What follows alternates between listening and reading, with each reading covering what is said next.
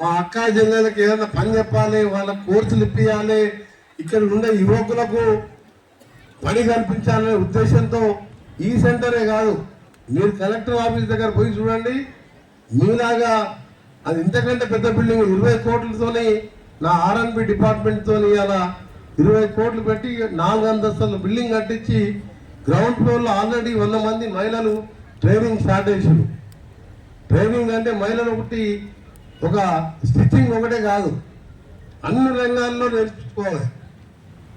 ఇలా మహిళలు లేనేలేదు, మహిళలు పైలట్లుగా ఉన్నారు, ఈరోజు ఆర్మీలో ఉన్నారు, ఎక్కడ ఏ రంగంలో చూసినా మహిళలు ఉన్నారు.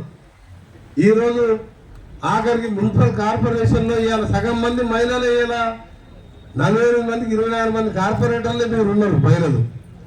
ఇంకా 6 నెలల్లో ఒక చట్టం వస్తున్నది, వచ్చే ఎలక్షన్లో 33% మంది ఎమ్మెల్యే